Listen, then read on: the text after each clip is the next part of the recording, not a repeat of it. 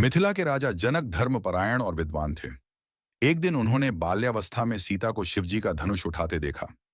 धनुष बहुत भारी था, जिसे कोई भी नहीं उठा सकता था। राजा जनक ने प्रण किया, जो इस धनुष को उठाकर प्रत्यंचा चढ़ा देगा, उसी से मैं अपनी पुत्री सीता का विवाह करूंगा। इस प्रतिज्ञा के साथ उन्होंने स्वयंवर की घोषणा की।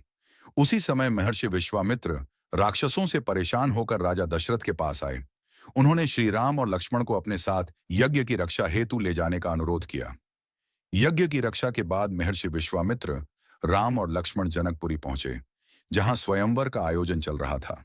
स्वयंवर में अनेक राजा आए, रावण, जरासंध, शिशुपाल, पर कोई भी शिव धनुष नहीं हिला सका। महर्षि विश्वामित्र ने कहा, राम, जाकर धनुष देखो।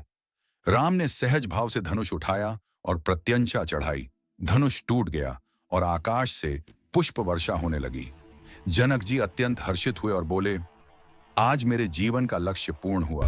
यह मेरे लिए महान सौभाग्य है। सीता ने राम के गले में वरमाला डाली। अयोध्या को संदेश भेजा गया।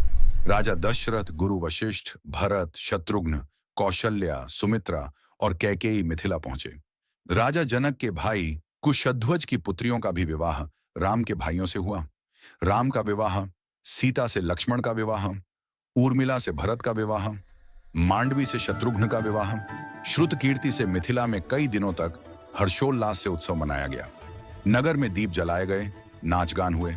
विदाई के समय जनक जी भाव विह्वल हो उठे, पर राम को देखकर उन्हें संतोष हुआ कि सीता को योग्य वर मिला है। राम, सीता और उनके परिवारजन अयोध्या लौट आए। लोगों ने उनका भव्य स्वागत किया।